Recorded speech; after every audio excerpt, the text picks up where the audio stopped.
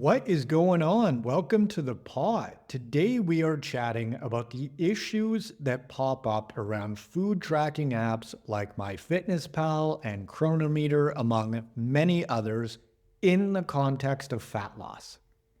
So we're going to cover the problems, how to sidestep said problems if you're interested in using one of these applications, as well as the approach that I personally take with my nutritional coaching clients in order to get them great results.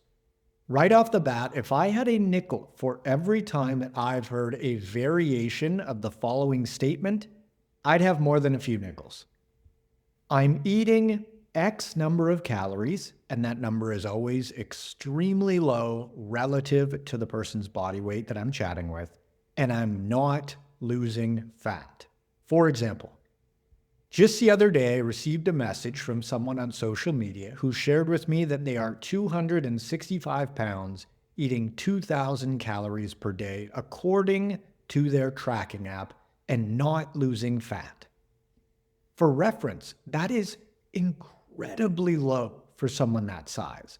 Realistically, this person's maintenance calories, or in other words, the calories that they require to maintain 265 pounds, just living their day-to-day life, is probably right around 4,000 calories, which might sound like a fair bit, but 265 pounds is a lot of body weight to support. Another variation that I've heard too many times to count is I was eating 800 or 1,000 calories per day and I couldn't lose weight, or I was actually gaining weight. So what's going on here? Why is this such a common issue where calorie intakes tracked via apps don't reflect what's actually happening in the real world in terms of people's body composition and results? There is one big overarching problem, and we're going to break it down into parts. The first issue is that anyone can enter foods, meaning anyone using an app can create their own foods with custom calorie counts, as well as macronutrient breakdowns, so protein, carbs, and fat. Now, what's the problem with that? Once someone creates a food, it goes into the database, in MyFitnessPal at least, and who's to say that it's accurate? For example, right now I could create a food in MyFitnessPal and type in whatever calories and macros that I want to, and if you searched that same food, it would pop up. It might not pop up as the first option, but it will be there if you scroll down far enough.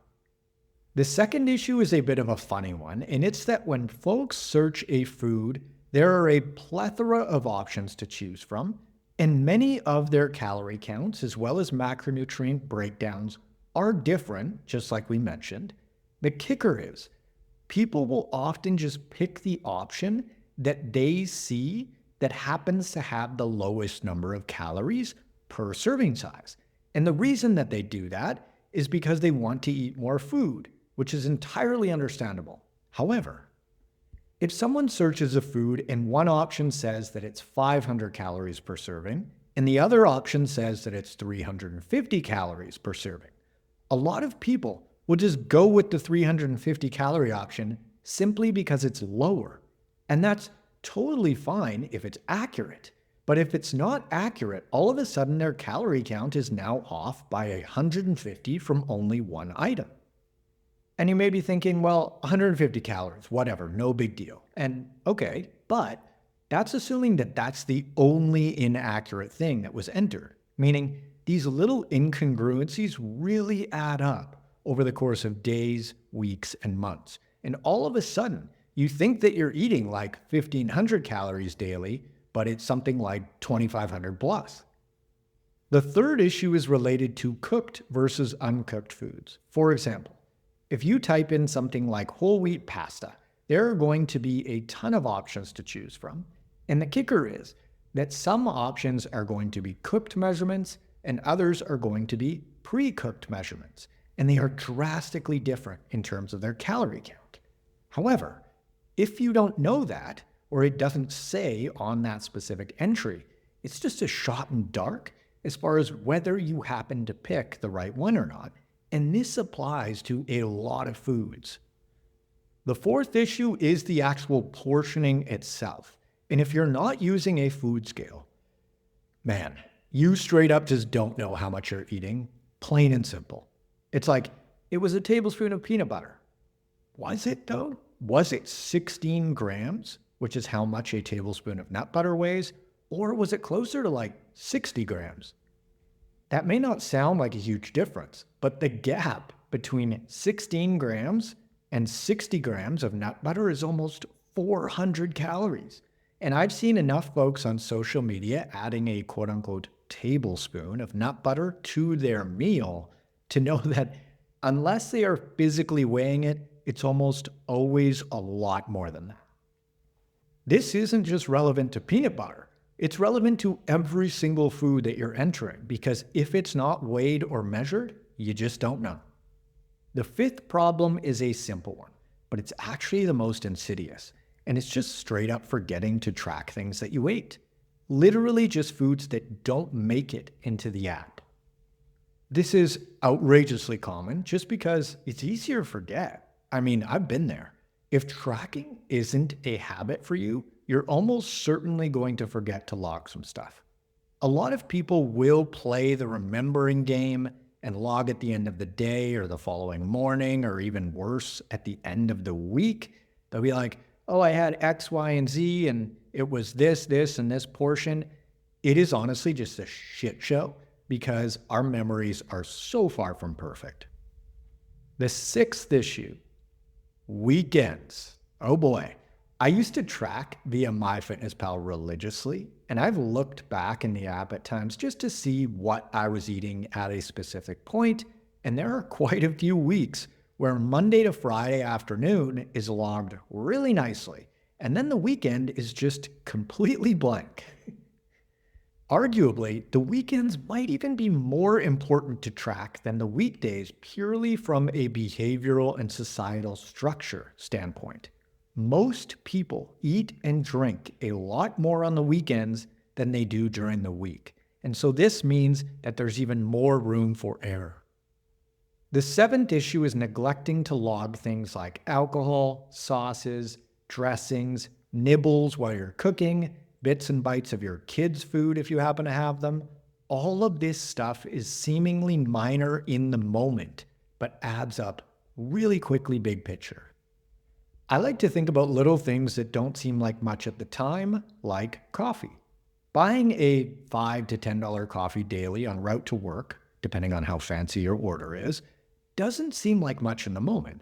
But if it's closer to that $10 mark, let's say, that's $50 a week, $200 per month, and $2,400 per year on coffee.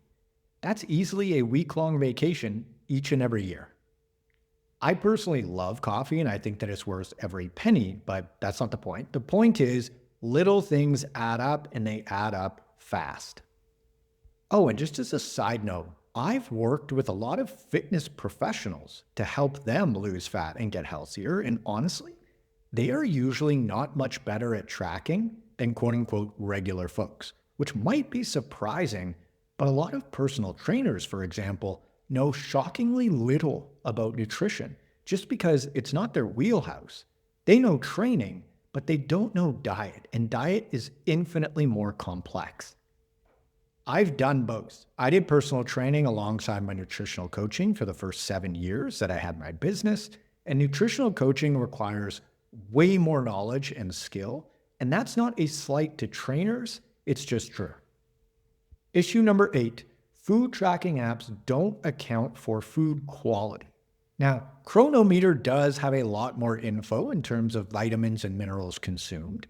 However, you can absolutely use the app and not even really look at that stuff. And food quality is massively important for health, of course, but also for sustainable fat loss, because just eating fewer processed foods and controlling solely for total calories is a poor long-term strategy at best because you are going to be hungry, and hunger is not sustainable. So as you can see, the big problem with these apps is essentially just user error. Believe it or not, food tracking is a serious skill. And speaking of skill, How do you sidestep all of these issues if you are using an app or you plan to? Here are a few key takeaways before we get into what I do with my clients.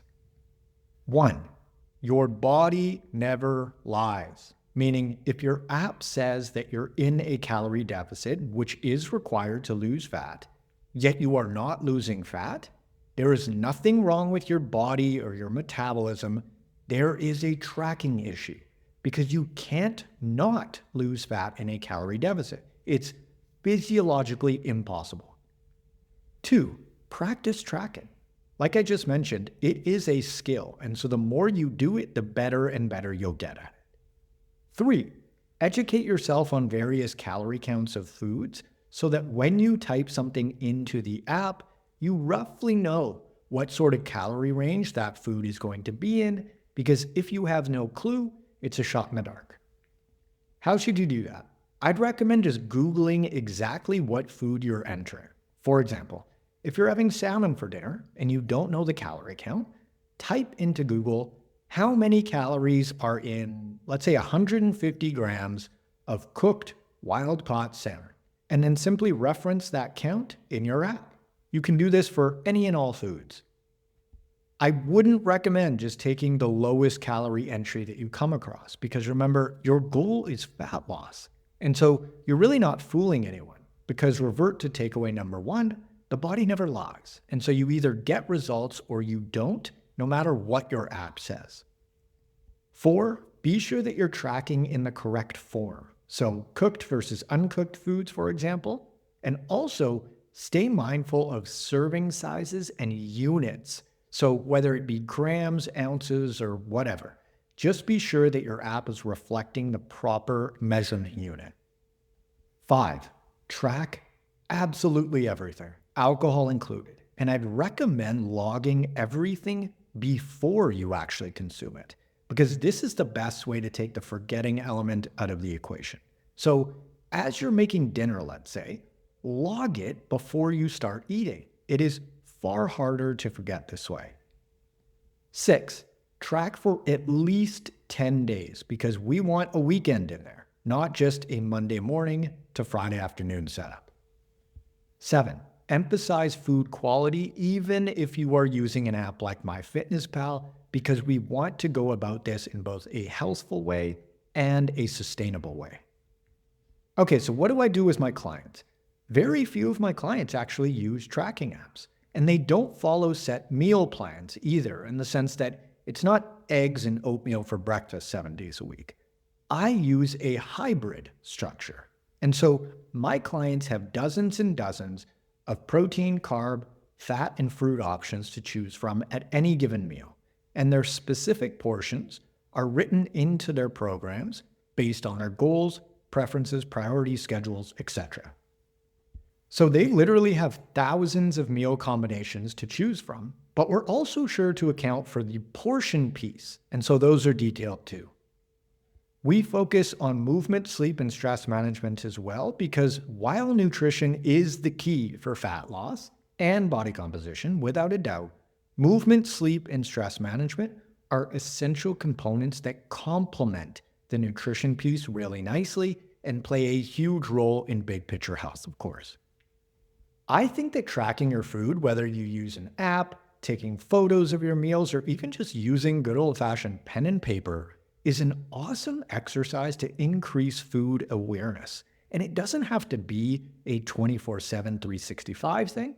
It might be for a month or two, a couple times per year, just to keep things in check. And the most important takeaway is that your body never lies. Do not override or ignore your body because your app says something. Your body is the ultimate truth teller, and so listen to it, honor it, and you literally can't go wrong. If you want to apply for one-on-one nutritional coaching and or workout design with me, you can click the link in the description below or head on over to n1fitness.com/coaching.